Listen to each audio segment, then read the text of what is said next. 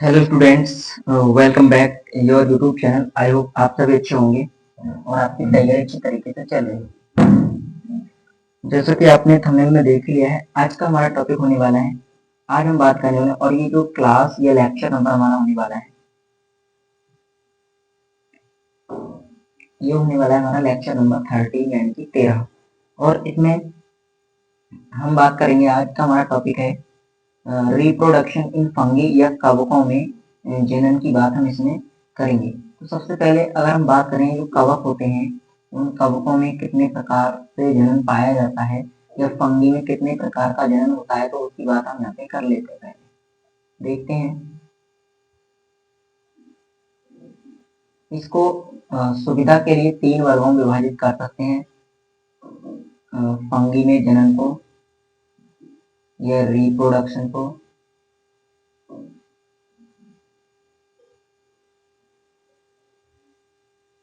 तीन भाग कौन कौन से हैं, 3 प्रकार कौन कौन से हैं। पहला है वेजिटेटिव,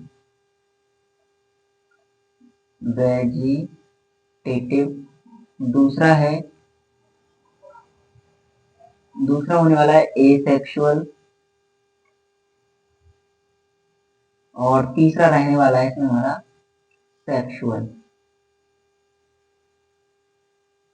तो 3 प्रकार का जनन इसमें देखने को मिलता है, किसमें, फंगी में। अब अगर हम बात करें इसमें वेजिटेटिव रिप्रोडक्शन की, तो ये जो वेजिटेटिव रिप्रोडक्शन है इसमें कई मेथड्स होते हैं, जैसे कि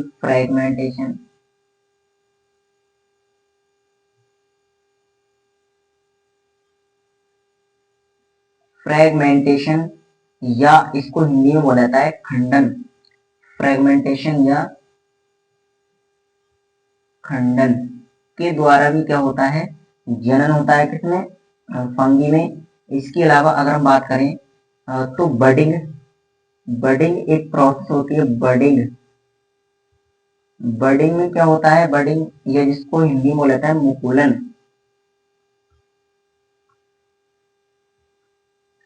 इसके द्वारा भी कुछ कवकों में जनन देखने को मिलता है। ईस्ट में एक प्रकार का जनन देखने को मिलता है, उदाहरण के लिए अगर हम बात करें। और अगला है हमारा फिजन। मतलब कि विखंडन या टूटने की जो प्रोसेस है उसको फिजन बोलते हैं। इसमें 3 विधियों के द्वारा वेजिटेटिव रिप्रोडक्शन होता है। वहीं अगर हम बात करें एसेक्सुअल रिप्रोडक्शन की, तो इस एसेक्सुअल रिप्रोडक्शन को, इसमें जो स्पोर्स हैं, सुविधा के लिए उनको 2 वर्गों में विभाजित कर सकते हैं हम। जैसे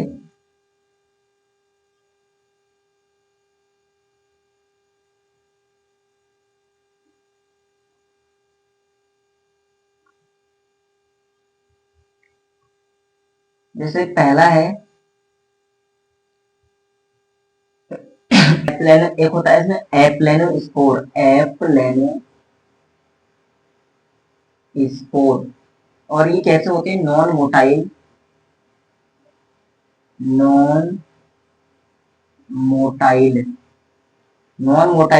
स्पोर की अगर हम बात करें, नॉन मोटाइल का अर्थ अगर हिंदी में बात करें तो हिंदी में क्या हो जाएगा, अचल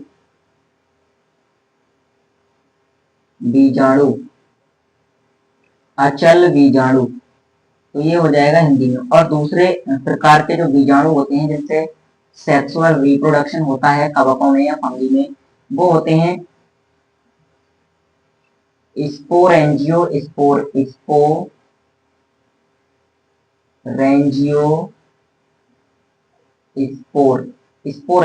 स्पोर।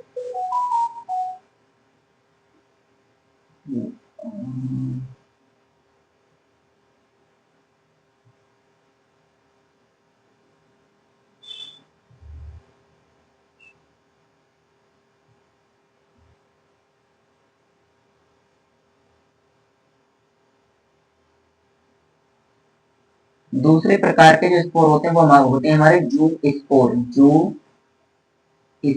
और जू स्पोर कैसे होते हैं, ये होते हैं मोटाइल मतलब जो चलने में सक्षम होते हैं, मोटाइल या चल बीजाणु, इनको हम कह सकते हैं चल बीजाणु।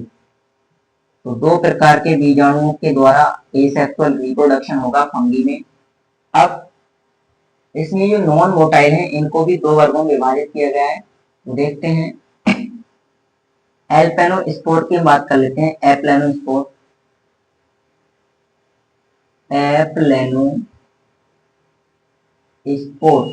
एप्लेनोस्पोर में आते हैं हमारे, जैसे इसमें बात करें तो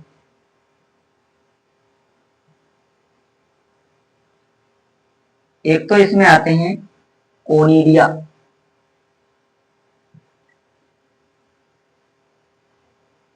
कोनिडिया और कोनिडिया क्या होते हैं, ये एक्सटर्नल स्पोर होते हैं। एक्सटर्नल मतलब बाह्य रूप से फैलते हैं। और दूसरा है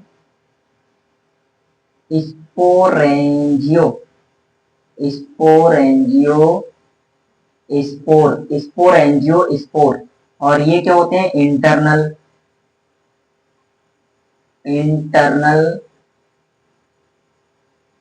स्पोर होते हैं, IN।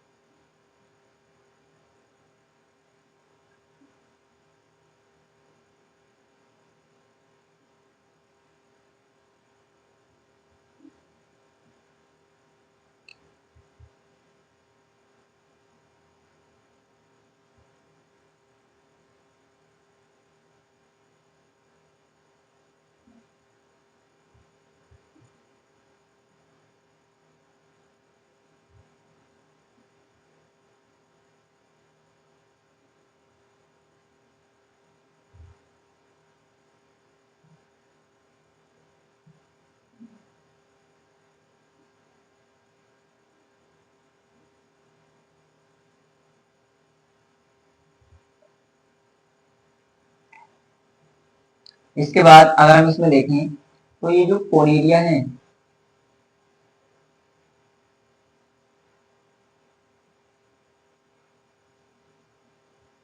जैसे ये हमारे पास एक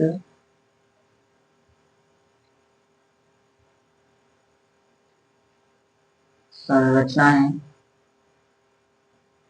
स्ट्रक्चर है, जिसमें यहाँ पे क्या है, ऊपर की तरफ इस प्रकार से कुछ कोनिडिया लगे हैं या गोल गोल संरचनाएं हैं, स्पोर हैं, जिनको क्या कहेंगे, कोनिडिया।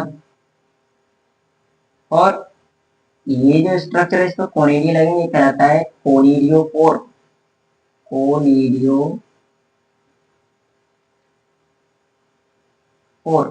अब कोनिडिया क्या है, बाह्य रूप से, एक्सटर्नल रूप से क्या होते हैं, मतलब ये फैलते हैं, या फिर हम कह सकते हैं कि रिप्रोडक्शन करते हैं। जबकि अगर हम इसकी बात करें, स्पोरेंजियो स्पोर, इसमें क्या होता है, इसमें जो स्पोर रिलीज होते हैं वो इंटरनली रिलीज होते हैं। तो ये तो बात हो गई एसेक्सुअल रिप्रोडक्शन की और वेजिटेटिव रिप्रोडक्शन की। इसके बाद आता है सेक्सुअल रिप्रोडक्शन। बात कर लेते हैं सेक्सुअल रिप्रोडक्शन की। तो सेक्सुअल रिप्रोडक्शन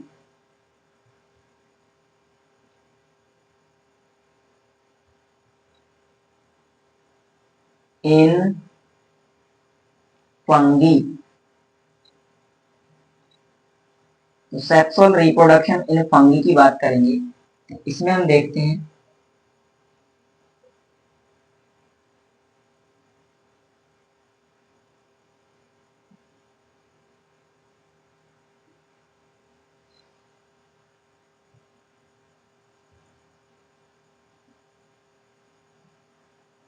ये जो सेक्सुअल रिप्रोडक्शन है इसमें 3 स्टेप आते हैं, 3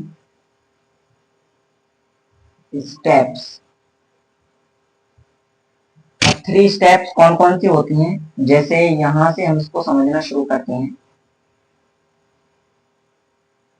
ये हमारे पास कुछ स्पोर हैं,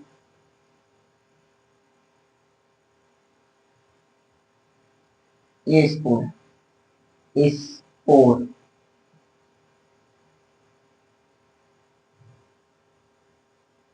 अब इसमें क्या होता है, इन स्पोर में पहला जो स्टेप है, पहली स्टेप है वो क्या है, फर्स्ट स्टेप का नाम है प्लाज्मोगेमी। प्लाज्मोगेमी प्लाज्मोगेमी में क्या होता है, इसमें जैसे मान के चलते हैं दो स्पोर हैं, एक ये एक ये, इनके जो प्रोटोप्लाज्म का क्या होता है, उस प्रोटोप्लाज्म के मध्य फ्यूजन होता है। दो नॉन मोटाइल स्पोर या मोटाइल स्पोर के प्रोटोप्लाज्म के मध्य फ्यूजन होता है। तो ये स्पोर्स हैं और इनके मध्य जो प्रोटोप्लाज्म होगा, उस प्रोटोप्लाज्म में क्या होगा, फ्यूजन देखने को मिलेगा, इसको प्लाज्मोगेमी कहेंगे। प्लाज्मोगेमी के बाद जो सेकंड स्टेप आती है, दूसरी सेकंड स्टेप हमारी होने वाली है इसमें कैरियोगेमी। कैरियोगेमी अब ये कैरियोगेमी क्या होती है, कैरियोगेमी में क्या होता है, दो जो न्यूक्लियस है, जैसे कि मान के चलते हैं हमारे पास ये दो स्पोर हैं, अब इनमें जो न्यूक्लियस हैं, इन न्यूक्लियस के मध्य फ्यूजन होता है, जिसको हम कैरियोगेमी कहते हैं। कैरियोगेमी के बाद जो थर्ड स्टेप आता है, उसको हम बोलते हैं, तीसरे स्टेप को बोला जाता है या होती है, वो होती है मियोसिस। मियोसिस मतलब कि इसमें क्या होता है, ये मियोसिस जो होता है वो जाइगोट में देखने को मिलता है। जाइगोट में मियोसिस देखने को मिलता है, जिससे क्या बनते हैं, हैप्लॉइड या एन स्पोर बनते हैं। अब यहाँ फ्यूजन हुआ तो एन और एन क्या हो जाएंगे, 2n कंडीशन ये बन गई। इसके बाद 2n कंडीशन बाद मियोसिस होगा, अर्धसूत्रीय विभाजन होगा और उससे क्या होगा, स्पोर बनेंगे। तो ये 3 स्टेप में क्या होता है, ये जो सेक्सुअल रिप्रोडक्शन को हमें देखने को मिलता है इसमें फंगी में। तो पहली स्टेप क्या थी हमारी, पहली स्टेप थी प्लाज्मोगेमी,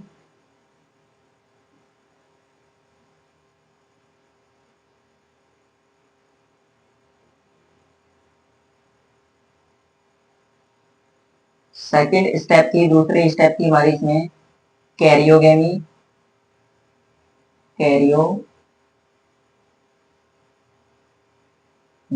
और थर्ड स्टेप थी इसमें हमारी मियोसिस।